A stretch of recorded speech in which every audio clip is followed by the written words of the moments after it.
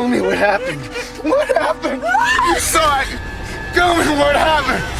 Tell me. Bienvenue dans Moon 237. Aujourd'hui on parle de Don't Blink, un film d'horreur pensé selon le concept suivant, pas de vilain, pas de sang et pas de meurtre. Mais du coup je n'ai rien à avoir à commenter. C'est ça.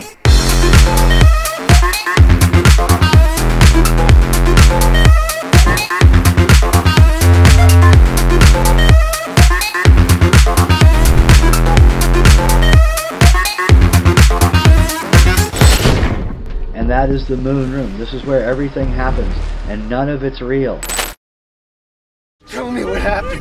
What happened? Don't Blink, c'est donc un film de Travis Watts sorti en 2014. Oh my god, are you peeing right no, now? you do not piss in my car. I've started now. I've started. I can't stop. Travis Watts, il a une carrière assez particulière parce qu'il a réalisé ce film et c'est tout. Et en fait, il est surtout connu pour être la voix officielle de Porcinet dans Winnie l'ourson. Alors ouais, il le double dans Lumpy Fête Halloween, Le Noël des Super Détectives, La Forêt des Rêves Bleus, un autre épisode d'Halloween, One eternity later. Tigrou et Winnie, la comédie musicale, et Winnie l'ourson de 2011. Bon, le film débute à peu près comme dans Shining.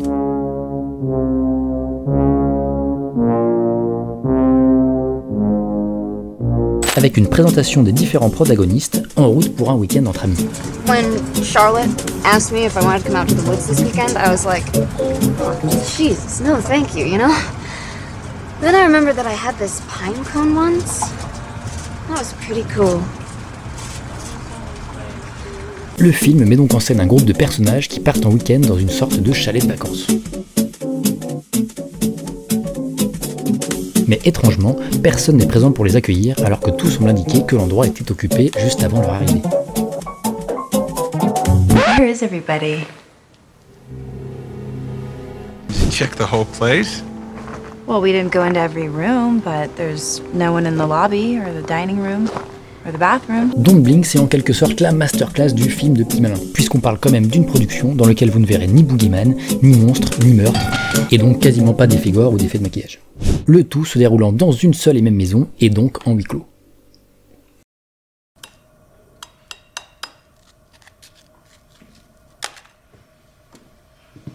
Fun, on s'éclate! Don't Blink, c'est un peu le film à qui on a donné la permission de sortir, mais qui a pas le droit de se salir. Mais comment on fait un film d'horreur quand on n'a pas le droit de se salir? Et ben on fait comme ça. Oh, can you grab some mayo?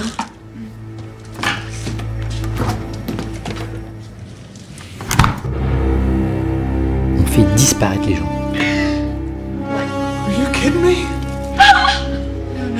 C'est-à-dire que je l'ai perdu, quoi. Elle était là et pouf, pouf, je l'ai perdu. Et en effet, l'idée assez chouette du film, c'est que tout personnage se trouvant hors champ, ne serait-ce qu'un instant, est susceptible de disparaître à tout jamais. Hello?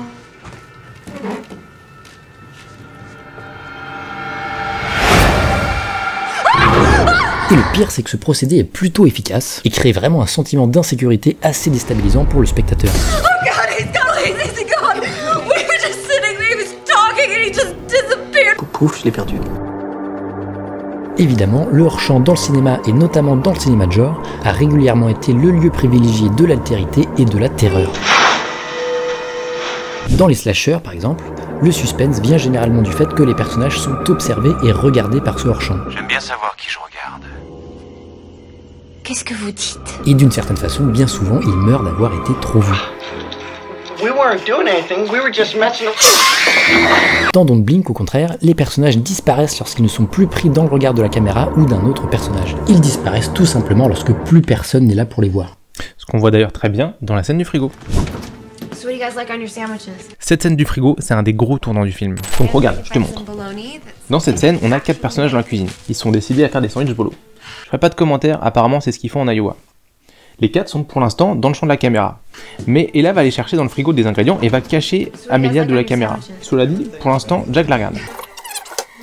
Elle va refermer la porte, tout le monde est toujours là. Elle se rend compte qu'elle a oublié de la mayonnaise. Je ferai vraiment toujours pas de commentaires. Elle va réouvrir la porte, mais ce coup-ci, plus personne ne regarde Amelia, et quand la porte est refermée, Amelia a disparu, tout le monde est choqué. Incompréhension totale. J'ai fait une grosse bêtise. Pas mal, non? Oui, j'ai dit que c'était Amelia qui ouvrait la porte, alors que c'était Charlotte. Et je m'en vais terriblement. Je pense que c'est pas très grave, mais avec l'image, on voit que c'est pas la même chose. Bref, contrairement à d'autres films d'horreur, Don't Blink ne joue quasiment jamais sur la peur de ce qui pourrait surgir du hors-champ, mais bien au contraire sur l'effroi produit par ce qui subitement vient à disparaître du plan. Jack? Jack! Tada! Il a disparu. Classiquement, le trajet du film d'horreur consiste souvent pour les personnages à démystifier progressivement ce hors-champ. Et évidemment, à la seconde où on parvient à circonscrire la menace, celle-ci finit irrémédiablement par apparaître dans le plan, s'en trouvant immédiatement amputée du sentiment de terreur qu'elle faisait régner jusqu'alors. Dans Don't Blink, au contraire, la menace du film ne trouve à s'incarner dans absolument rien du tout et ne se trouve même plus contenue par le hors-champ. We'll just face each other, right? Okay, and we can just stare into each other's eyes. Okay. Et on voit bien comment les personnages du film passent leur temps à essayer de remettre du sens à ce qui leur arrive, et notamment en voulant sans cesse ramener le film du côté du genre. Demon, alien, spirit of an ancient Indian burial ground. You tell me, I'm open to any sci-fi bullshit explanation at this point. La menace rigoureusement indicible du film prend ainsi possession de tout l'espace et prive les personnages de toute capacité à réagir ou à donner du sens à ce qui leur arrive. Et ça, on peut dire que ça rend les personnages du film complètement dingos. What if there were doors or panels where somebody could literally suck you into the walls?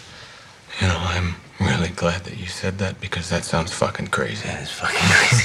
Les personnages semblent ainsi en danger permanent, susceptibles de disparaître à tout moment, que ce soit dans les interstices du montage, en plein milieu d'un plan d'ensemble, ou même d'un plan séquence stylé.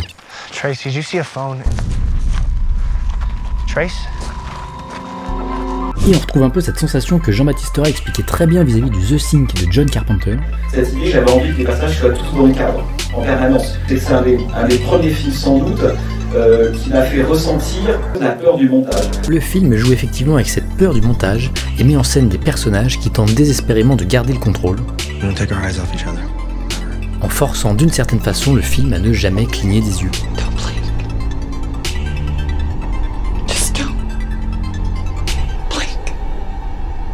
La caméra favorise ainsi les plans d'ensemble et les plans séquences, qui se montrent malgré tout incapables d'empêcher la disparition des personnages. I really don't want to die here.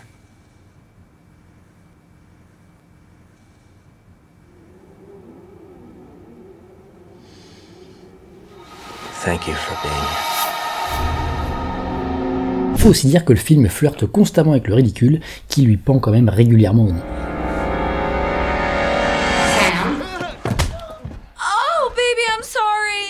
Et au final, faut avouer que ça marche étonnamment bien et que le film arrive à créer un sentiment d'angoisse assez intense. Et je me suis demandé pourquoi. Et c'est là où tu nous expliques pourquoi.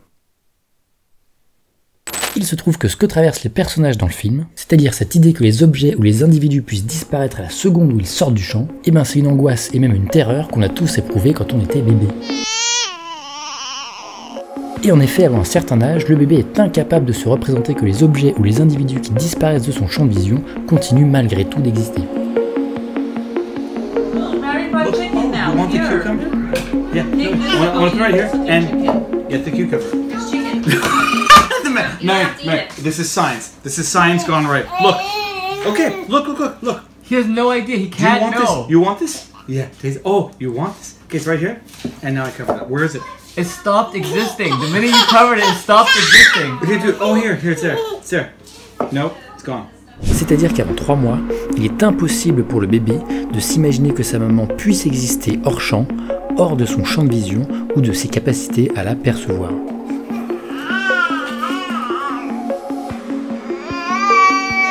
He's gone! Oh God, he's gone! He's gone! We were just sitting there, he was talking and he just disappeared behind the... C'est-à-dire que jusqu'à 3 mois, si votre maman n'est plus dans votre champ de vision, c'est qu'elle n'existe plus. I thought that maybe you melted or something. I don't know. Okay, look, I'm sorry. My imagination's getting the better of me. Oh, I see. I wasn't in the bathroom, so you assumed I had melted. Et il faut quelques mois pour que votre cerveau idiot de bébé puisse se figurer ou se représenter qu'il est possible que votre maman puisse exister ailleurs quand elle n'est pas avec vous. C'est ce qu'on appelle la permanence de l'objet. L'enfant comprend qu'un objet continue d'exister et qu'il peut donc réapparaître même si, pendant un instant, il échappe à toutes ses facultés perceptives. C'est le Cairn qui le dit, c'est pas moi. Ouais, les gars.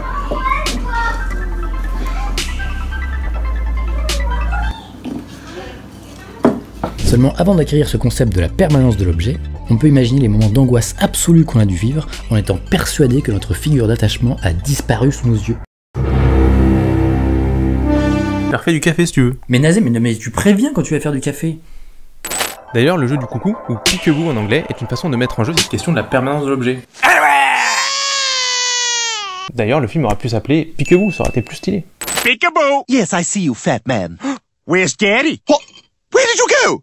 On retrouve aussi le jeu du peekaboo dans le très bon The Witch de 2015 qui en fait une séquence absolument traumatisante.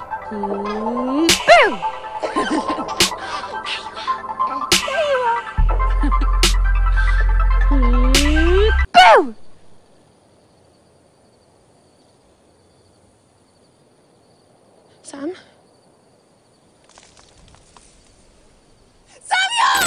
Enfant, nous étions préoccupés par la mort. Et l'une des tâches majeures du développement de l'enfant a été d'affronter la peur de l'effacement.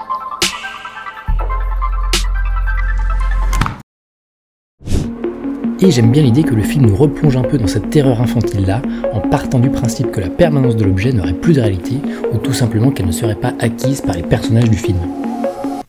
Nuls, les gros nuls.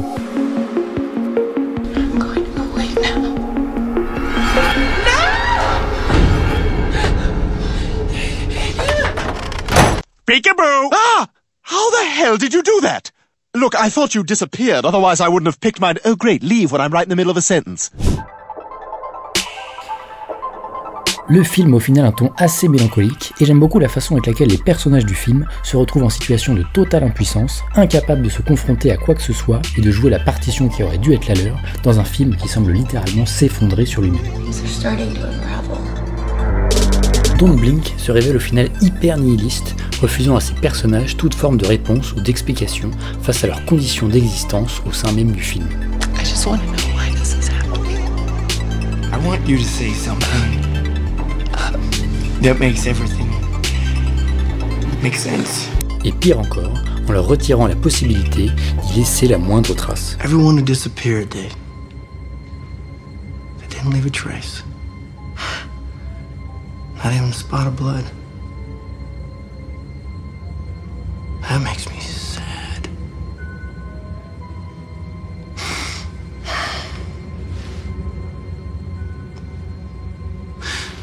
I want them to know that I was here.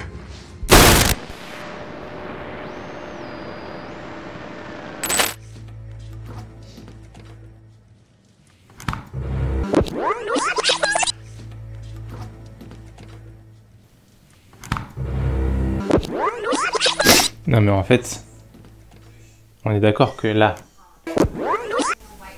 tu vois, hop, l'actrice, elle s'est juste baissée, elle a pas disparu en vrai.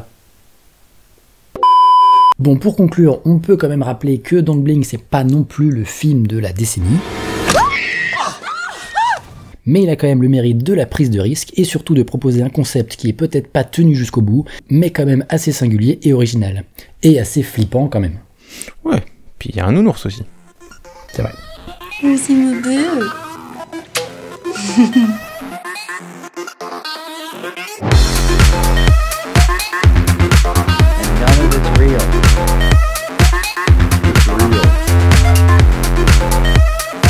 Donc tu m'avais demandé un point sur le casting. Donc Mena Suvari, la première disparue, Tracy, elle est surtout connue pour ses rôles dans American Pie.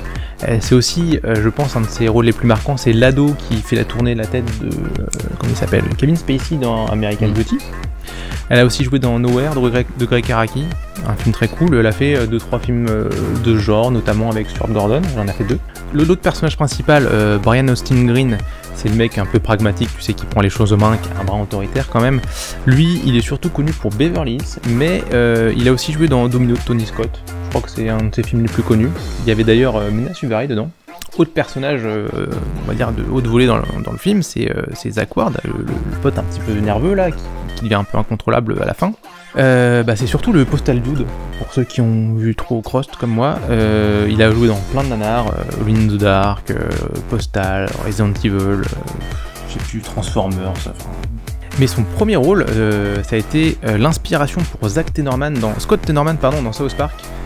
Tu sais, c'est l'espèce de rouquin à qui Cartman fait manger ses parents en Chili. Et ça, je veux dire, c'est pas rien comme truc.